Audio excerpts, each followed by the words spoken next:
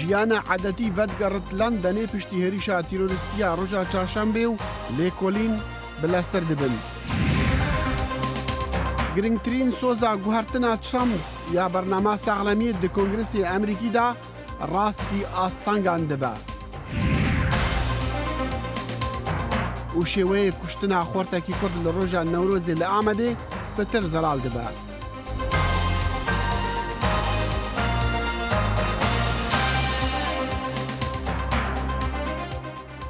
بسڵاو و ڕێزین گەرم بەخێر هاتن دەمەک دیە کورد کۆنەکشن.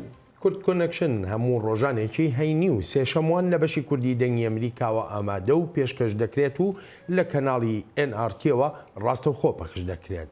دەستپێکی کورد کۆنەکشنی ئەم ڕۆژمان لە لەندەنەوەیە. گەورە بەرپرسی دژە تێرۆر لە بەریتانیا دەڵێت خالید مەسعود هێرشبەرەکەی سەر پەرلەمانی وڵاتەکە ناوی ئادریان ڕەسڵ ئاجاو بووە. مارک ڕۆڵی لە ڕاگەیاندنەکەیدا باسی لەوەش کردووە بێ لەو 8 کەسەی پێشتر دەستگیر کرابوون 2 کەسی تریش دەستگیر کراون و هەروەها داواشی لە خەڵک کردووە هەر جۆرە زانیاریەکیان لایە سەبارەت بەو ڕووداوە بیگەێنە جێی پێویست. خالید مەسعود لەو هێرشەی ڕۆژی چوارشەمە کردبووی 3 کەسی کوشت و نزیکەی 50 کەسیشی بریندار کردووە و دواتریش خۆیشی کوژرا.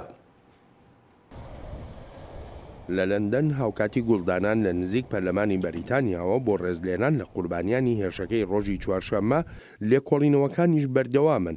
پۆلیس دەڵێت هێرشبەرەکە ناوی خالید مەسعودە و وڵاتی بەریتانیە. سەرۆکوەزیری بەریتانیا دەڵێت پێشتر لێپێچینەوە لە خالید مەسعود کراوە بەهۆی ئەو نیگەرانیانەی لەسەری هەبوون کە پەیوەندیان بە تونند و تیژی تونڕەویەوە هەبووە و دەشڵێت ئەو هێرشە بەریتانیا لە ئەرکەکانی ڕاناگرێت.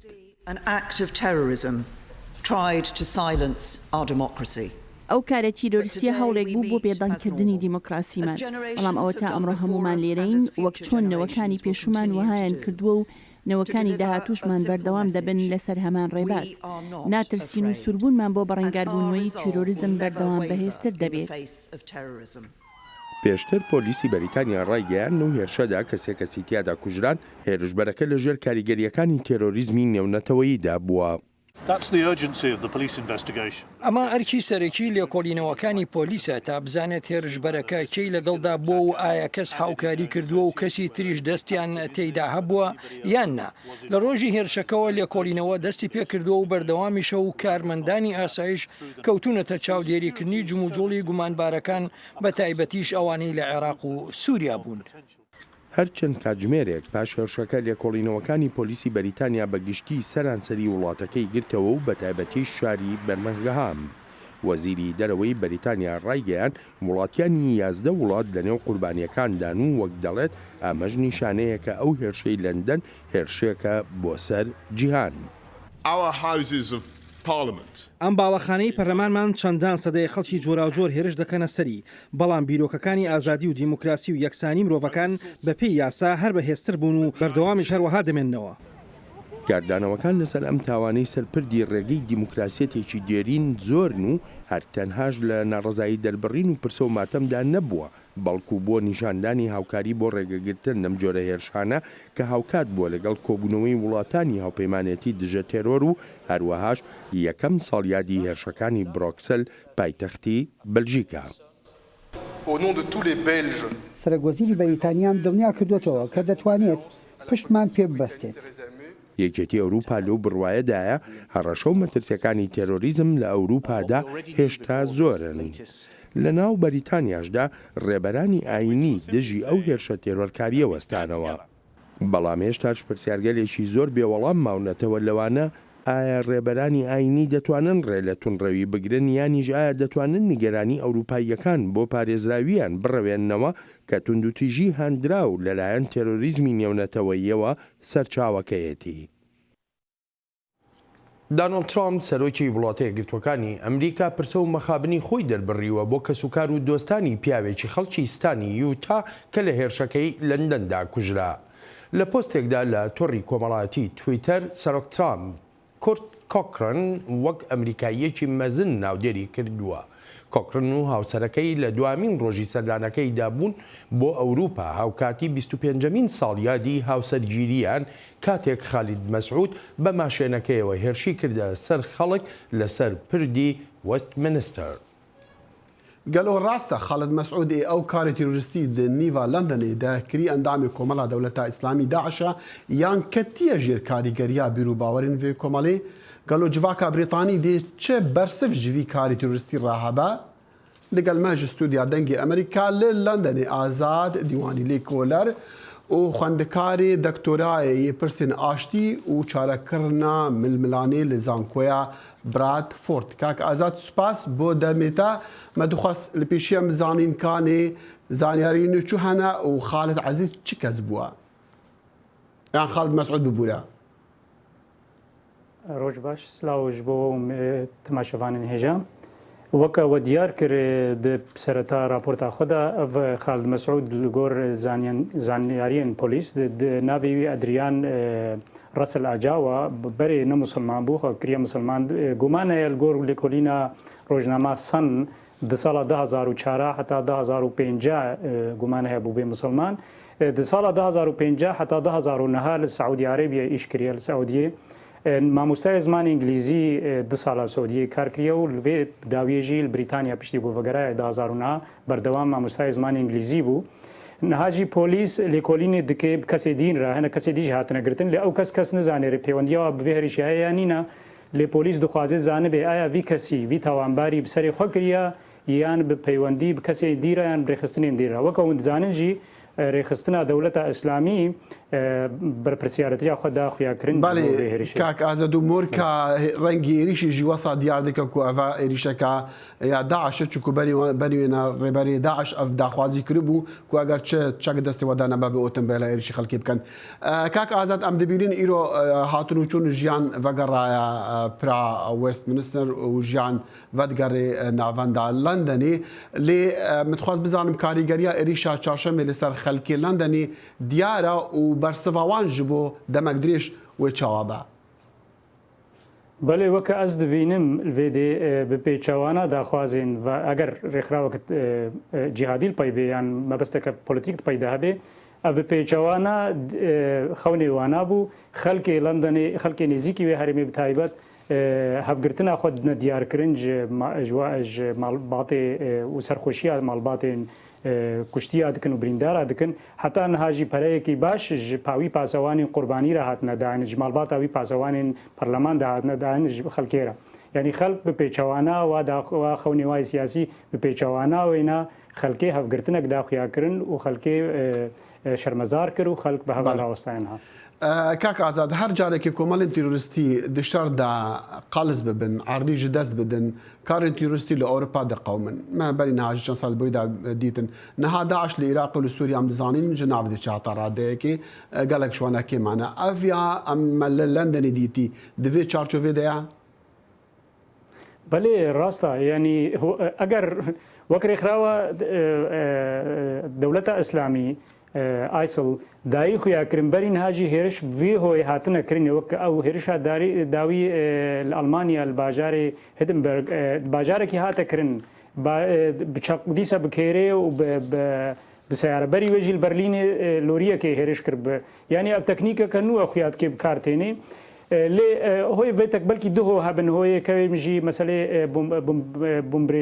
herişê bomrêşkirî belkî evasanîtir bê ji wan hoya duwa belkî dixwazim metirsiyeke mestir bixine nav xelkê de lê tişta got ez jê gihiştim tê dikim her berdewam hêrişa niha yan hêrişê berî niha da ISIL dibin zexteke mezin de ya hêrişeke berfrawan de ya li Musilê û Reqayê û niha şervanên Kurd û koalîsyonê pêşveçûneke gelekî baş dikin sê hêlava sê layînê Reqayê ve yanî heta pira avê jî Rexê dî avê seda Esed derbas kirina çûne li Daeş difitilin û ISIL zayîf kirina gelekî û ev jî rasta ev hêrişê ha çê dibin ji ber tengiyek li ser ISIL hatiye li Reqayê û Musilê Anku yani li gora axnameya berî niha jî yan nehatu dibêjî diyara çavareyê êrişên dîn wesatî kirin حتما دەبێ هەموو احتیاطات خەڵک احتیاطی خۆ بستێنێ ji ber ku niha teknîkê nû jî bikartێnê mesela seyara û kêra bikartێnê ji dêla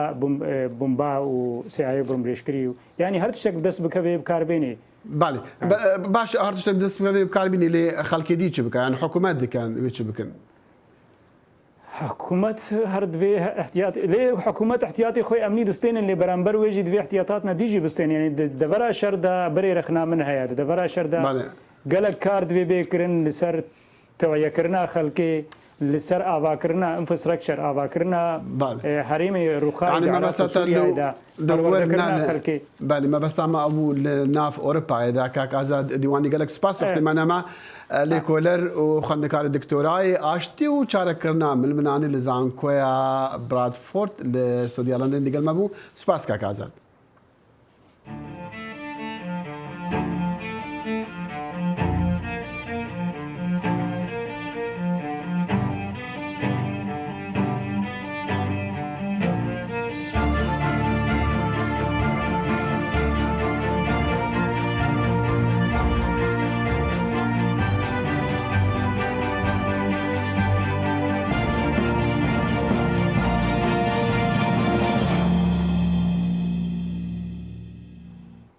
دوا بە دوای یەک ڕۆژی وتوێژی چڕوپڕ لەگەڵ کۆماریەکانی ئەنجومەنی نوێنەرانی ئەمریکادا سەرۆک داناڵد ترامپ دەڵێت کات بۆ دانوستاندن لەسەر بەرنووسی خزمەتگوزاریە تەندروستیەکان گرنگە.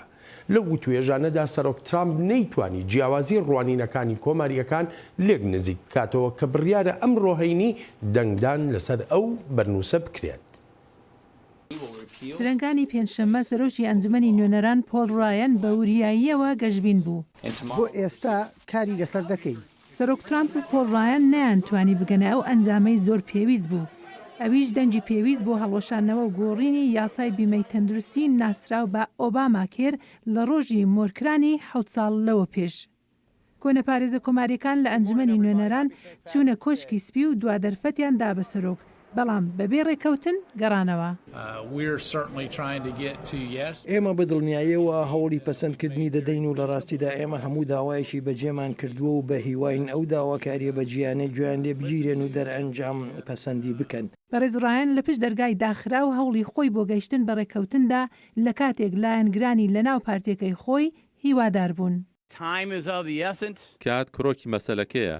ئێمە لە ئەرکێکی ڕزگارکردن داین و ئەمە تەنیا ڕێگەیەکی دیکەیە لە پرۆسەی هەڵوەشاندنەوە و گۆڕینی بەرنامەی تەندروستی ئۆباما. کۆشکی سپیش هەر نەبێت بۆ ماوەیەکی کەم لەم گەشتبینێدا هاوبەش بوو. ئامانجی سەرۆک تێپەڕاندنی پرۆژە بڕیارەکەیە بۆ ئەم شەو. بەڵام پۆل ڕایەن نەهاتە بەر پۆدیۆم و دەنگدانەکەش نەکرا. ڕێبەری دموکراتەکان نانسی پۆلۆسی دەڵێت ڕێبەراتی کۆماریەکان هەڵەیەکی جددی استراتێژیان کرد. نازانم ئەگەر بتەوێت بەمە بڵیت هەڵەیەکی نەشارەزایی ترامپ، بەڵام ڕۆژێک نایەت کە بڵیت ئێمە یاسایەک پەسەند دەکەین. ئێستا ئومێد ئەوەیە ڕۆژێکی زیاتری گفتوگۆ کۆدەنجی لە ناو یاسادانەران دروست بکات چونکە کۆماریەکان دەزانن ڕێگنەکەوتن لەسەر پرۆژە بڕیاری بیمەی تەندروستی ئەجەندای سەرۆک دەخاتە مەترسی. هەموو ئەم ناڕوونیە گومانی جددی خستۆتە سەر بەڕێوەبەراتی کۆماریەکان بە پێی لێکدانەوەی پۆل گینزبرگ لە ئەنستیتوی بروکینگز کە بۆ دەنجی ئەمریکا دەدووە. ڕاوتێکی بێسەرەوبەرەیە بەڵێنێک ناداتە کەس کە ڕێبازێکی باشی بەدوادادێت و ئەو پێشنیازە هەر ڕۆژە دەگۆڕێت. ئەنجامەکە هەرچیەک بێت سەرۆک ترامپ و کۆماریەکان کەوتونەتە ڕەوشێکی ئاستەم. ئەمە ڕۆژێکی خراپە بۆیان، ئەمە خراپە ئەگەر بیبنەوە یان بژدۆڕێن.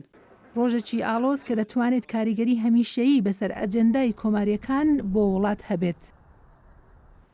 ئۆ کۆمیتەیە ئاگەهیان یا جڤاتە نوێنەرین ئەمریکی جڤینێک گرتی دیکە ئیرۆ سێشەمبێ سەبارەت گۆهداریکردنا پەیوەندیên ئالیکارên سەرۆک دۆناڵد ترامپ دەگەل کارمەندên ئاژانسên بیانی پشتی هەڵبژارتنên سەرۆکاتیە لە مەها 11 بەری جڤینê سەرۆکê کۆمیتەیە ئەندامê کۆماریê کۆنگرسê Devin Nunes got bi eşkereniyan eşkerekirina zanyariyan û agahdarikrina Serok Trump û koşka spî bi biryarekewiya taybet bû. Wî negot kakiyê ew zanyarî dane wî ew digel Serok Trump û rojnamavana axifte bû berî komîteyê agahdar bike. Ev jî bibû cihê rexneya cêgirê Serokê komîteyê Adam Schiff yê Demokrat. کاربەدەستانی وڵاتە یەکگرتووەکانی ئەمریکا دەڵێن ئۆتێلی ترامپ ئینتەرناشناڵ پێشێلکاری یاساکانی بەریەککەوتنی بەرژەوەندیەکان نییە. دیموکراتەکان پێشتر داوایان لە بەڕێوەبەرایەتی خزمەتگوزاری گشتی کردبوو لێکۆڵینەوە لەسەر بەڵگەنامەی بەکرێدانی ئەو باڵەخانەی پێشتر ئۆفیسی پۆستەی ئەمریکا بووە لە کۆشکی سپیەوە نزیکە. کاربەدەستان دەڵێن ترامپ کارداریەکەی داوەتە دەست کوڕەکانی بۆ ئەم ماوەیە کە سەرۆکە هەر بۆیەشە لەو ڕووەوە هیچ گرفتێکی یاسایی نییە. و پایفداری وەزارەتە دەرڤایە ئەمریکی گوت وەزیرێ دەرڤە تەلەرسۆن نوێنەری کوردان داخوازی کۆمبوونا وڵاتین هەفبەندیا دژی داعش کردبوو. سەبارەت پرسیارێکیە کە برێڤەبەریا ترامپ دێ بێ ئاوایەک جودا سەرەدەریە دەگەڵ کوردان بکە، پایفداری وەزارەتە دەرڤایە ئەمریکی مارک تۆنەر گوت برێڤەبەریا بەرێ و یا نەهایا وانژی ڕێزێ لە ڕۆلێ کوردان دەگرات دشەڕی دژی داعشدا. تۆنەر گوتژی نوێنەرێک کوردان هاتیە داخوازکردن وەکە بەشێکی ژە حکومەتە عێراقی. هەروە سەبارەت بە شەڕی دژی داعش دەمڕاستی وەزارەتی دەرەوەی ئەمریکا دەڵێ لە کۆبوونەوەکەی ڕۆژی چوارشەممەی هاوپەیمانێتی دژی تێرۆریزم زۆر بابەتی پەیوەست بە شەڕەکە تاوتوێ کراون. مارک تۆنەر لە دیمانەیەکی تایبەتدا لەگەڵ دەنگی ئەمریکا ئاماژەشی بەوە کردووە ئەو کۆبوونەوەی هەلێک بووە بۆ زانینی شوێن و پێگەی ئێستای هاوپەیمانێتی دژە تێرۆر. و لە ئێستادا ژاماژەشی بەوە کردووە شەڕی دژی داعش بەتەنها لە عێراق و لە سووریادا کۆتایی پێنایە، بەڵکو دەبێت لە وڵاتانی تریشدا لەناو ببرێن کە لە ئێستادا جێپی خۆیان تیادا کردوێتەوە وەک لیبیا و ئەفغانستان و دەشڵێت دەشبێت لە تۆڕەکانی ئینتەرنێتیشدا داعش لەناو ببرێ کە لەو ڕێگەیەوە خەڵک ڕادەکێشێت و پارە و کۆمەکیش کۆ دەکاتەوە. وەزیرێ دەرڤەی ئەمریکی ڕێکس تەلەرسۆن کۆنفرانسی هەفبەندیا دژی داعش برێڤەبر و گوت کاری پێشین یە برێڤەبەریا دۆناڵد ترامپ ژناڤبرنا داعشە لێوی ژێ وڵاتین دیێن هەفبەندیە خواست پتر بەشدار بن دە هەوڵین ئارامکردنا عێراق و سووریەدا. بۆ پیشاندانی یەکێتی دژی داعش وەزیرانی دەرەوە و ڕێبەرانی دیکەی جیهان لە واشنگتنن بۆ باسکردنی ڕێگاکان بۆ شکستدان بەو کۆمەڵە تۆریستیە، ئەمە هەروەهاش یەکەم جارە گوێبیستی وەزیری دەرەوەی نوێ ڕێکس تەلەرسن بن لە دیارکردنی استراتیژی بەڕێوەبەرایەتی ترامپ. لاوەزبوونی داعش ئامانجی کۆتایی نییە، دەبێت ئێمە داعش لە ناوبەرین. مندان بەو ڕاستیەدا دەنێم لە ڕۆژهەڵاتی ناوەڕاستدا چەندان ئاستەنگی سەرەکی هەن، بەڵام تێکشکاندنی داعش ئامانجی یەکەمی وڵاتە یەکگرتوەکانی ئەمریکایە لە هەرێمەکەدا. هەروەک پێشتر گوتومانە کاتێک هەموو شتێک لە ڕیزبەندی یەکەمدا بێت ئەوە هیچ شتێک نابێتە سەرتۆپی بایەخ. دەبێت ئێمە بەردەوام بین لە سنگ خستنە سەر هەرە گرنگترین مەسەلە ئەوەی لە گۆرەدایە. لە دەمی هەڵمەتی هەڵبژاردنەکە کاندیدی ئەوسا ترامپ سەرۆک ئۆبامای تومەتبار کرد کە لە بەرامبەر تیرۆریزم سیستە و ئۆبامەش گوتی سەرکەوتنەکان ئەو تومەتە ڕەدەکەنەوە. ڕۆژی چوارشەمەش تەلەرسن داوای لە وڵاتانی دیکە کرد هاوکاریەکانیان بتەو بکەن کاتێک کە چەکدارانی داعش لە عێراق و سووریا دەردەکرێن. دەبێت ئێمە بەردەوام بین لە وەگەرخستنەوەی ناوچە ڕزگارکراوەکان لە عێراق و سووریا بۆ ئەوەی هاوکاری خەڵکانی بێتاوان بکەین لە بنیادنانەوە و سەقامگیری کۆمەڵگەکانیان. ئەمە واتای ئەوەیە بۆمبە چێندراوەکان هەڵبگیرێنەوە و ئاو و کارەبایان بۆ وەگەر بخرێنەوە و هەروەها هاوکاری مرۆیی و نیشتەجێبوونیان بۆ دەستەبەر بکەین. هاوکات ببینە هاوبەشی ڕابەرانی خۆجێیی ئەوانەی تونندڕەوی ڕەت دەکەنەوە. بە پێی مایکل ئۆهانلان شارەزای ئاسایشی نیشتیمانی قۆناغی سەقامگیری گرنگ دەبێت. هەندێک لە مەسەلە گرنگەکان بەڕوونی چۆن ئێمە ئەوە دڵنیا بکەین کەەوە داعش لە مووسڵ و تەواوی عێراقدار دەکرێن، بەلکو هەروەهاش چۆن پێکەوە لەگەل عێراقیەکان کار بکەین و بە شێوەیەکی گشتیش لە هەرێمەکەدا بۆ سەقامگیرکردنی مووسڵ پاش ئازادکردنی شارەکە بۆ ئەوەی داعش یا هەندێک کۆمەڵی دیکە دواتر نەگەڕنەوە ئەوێ. تەلەرسن گوتی هاوپەیمانیەکە هەروەهاش دەبێت لەسەر ئینتەرنێت بە هەمان هێز و توانای سەر ئەرز شەڕی داعش بکات و دەڵێت خلافەتی ئینتەرنێت نابێت لە بری ئەوەی سەرزەوی گەشە بکات.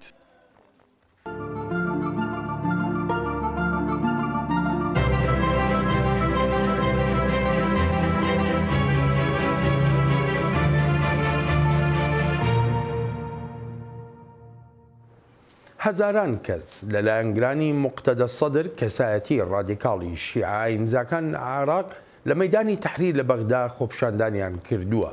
خۆپیشاندەران لەسەر داوای سەدر ئەم خۆپیشاندانیان کردووە و دروشمیان دژی گەندەڵیەکانی حکوومەتی عێراق دەگوتەوە لەگەڵ بەرزکردنەوەی ئاڵای عێراقدا. ئەمە بێلەوەی دروشمی پشتیوانیان بۆ موقتەداش دەگوتەوە. موقتەدە سەدر لە خۆپیشاندانەکەی ئەمڕۆ هەینیدا داوای لەلایەنگرانی کردووە نەچنە هەڵبژاردنەکانی ئەم ساڵی وڵاتەکەوە ئەگەر بێت و چاکسازیەکان لە عێراقدا نەکران. وها بڕیارە لە درەنگانێکی ئەم ساڵدا هەڵبژاردنە خۆجەییەکان بکرێن. و نێزیکی 200 کەس ji bajarê hewîceyê Iraqê direvin cihê ku hêşta dewleta İslamî Daeş dest bi serda heye. Biraniya wan medeniyan ew ku ji hewîce direvin jin û zarokin û bi otomobîlan hatin evguhastin ji bo deverên jêr destê pêşmergeyan nêzîkî bajarê Kerkûkê. Nêzîkî 200,000 kes di bajarê hewîce de ne û ew xelkê direvin behsê jiyana bi alûz li jêr kontrola Daeş dikin. کاربەدەستێکی ئاسایشی لە وڵاتی مسر دەڵێت ئەمڕۆ هەینی سەرۆکی پێشووتری مسر لە زیندان ئازاد کراوە و گەڕاوەتەوە ماڵەکەی خۆی. ئەو کاربەدەستە دەڵێت حوسنی موبارەک نەخۆشخانەی لەشکری قاهیرەی جێهێشتووە و هێزێکی گەورەی ئاسایشی پاسەوانیان کردووە. پارێزەرەکەی حوسنی موبارەک هەموو لێدوانێکی لەسەر ئازادکردنی سەرۆکی پێشووتری مسر ڕەت کردەوە. ڕۆژی دوی مانگی سێ دادگای باڵای پێداچوونەوە بڕیارەکانی پێشتر لە سەر حوسنی موبارەکی تەمەن 88 ساڵ درابوون هەڵی وەشاندنەوە. موبارەک بە تاوانی فرماندان بۆ کوشتنی خۆپیشاندەرانی ساڵی 2011 فرمانی زیندانیکردنی درابوو بەسەردا. هێزە سەربازیەکانی حکوومەتی سووریا گەمارۆی دواترین شوێنی تێرۆریستانی دەوڵەتی ئیسلامیان داوە لە هەرێمی حەڵەب. ئەم پەرسەندنەش هاوکاتە لەگەڵ کۆبوونەوەی جێگری نێردراوی نەتەوە یەکگرتوەکان بۆ سووریا لەگەڵ حکوومەت و ئۆپۆزیسیۆنی وڵاتەکەدا لە یەکەم ڕۆژی دانوستانی ئاشتیانەی سووریادا. هێزن حکوومەتە سووریا داویترین باژێرکە لەژێر دەستێ کۆمەڵا چەکدارên Daişê li Bakurê Sûriya dûrpêş dikit piştî çend heftiyan ji hêrişên berdewam. Girtina Dêr el Hafir li demekê dêt balafirên Amerîka bû piştevaniya hêzên Sûriya Demokrat ya Piraniya wê Kurd li bajêrkê Eftebqa ya Rojavaya Reqqa bombebaran dikit. û ev pêngaveka giring e bû tevlîbûneka zêdetir ya Amerîka di şerê Sûriyeda û di şerê azadkirina bajêrê Ereqa. Lê pêşa roja Reqa û çawayetiya pirêvebirina wê heta niha nehatiye behezkirin ku cihê nîgeraniyê ye. Eşkereyê Ermanca serekî ya leşkeriya azadkirina Reqqayê lê di derbarê kêwê Reqqa li dîv re birêve bibe heta niha behs nebûye û giring e biryareke li ser bête dan da alozî zêdetir nevin. Şer û hevçûnên hêzên cuda li Sûriya dijî Daişê li aliyekê û di navbera opozisyona Sûrî û hikûmetê li aliyekê dî hevdemin digel danûstandinên aştiyên nasyar bi Cinêva 5. Civaka nêfneteweyê rij de li ser peydakirina çareseriyeka aştî bû şerê Sûriya. Lê Cinêv cêgirê nûnerê taybet yê netewên Êgirtî Stîfan de Mistura hatine çûn di navbera nûnerên hikûmetê û opozisyonê dikit ji berî destpêkirina fermî ya gera pêncê ya danûstandinan. Me danûstandinên destpêkê pêk înan û em digel aliyên dî jî danûstandin bikin. Civên zor baş bûn hêvî dikin berdewam bêt. Digel hêviyên zorên nûnerên civaka nêfneteweyî li Cinêv lê opozisyona Sûrî dibêjit me bawerî bi pêşveçûneka zor di vê gera danûstandina niye. Li demê hêrişên hêzên hikûmeta Sûriya li gundewarê Şamê dewam dike.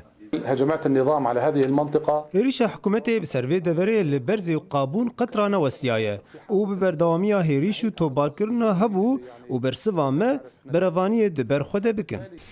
Nûnerê taybet yê netewên Êgirtî ji berî ragihandina jivana gera pêncê ya danûstandinên Cinêv geştek bû çendîn welatên baladest di Sûriya da kir. Bi merema bi destxistina piştevaniye lê şerê wan heman aliyan di nav Sûriyeda hêviyan vetrevînin.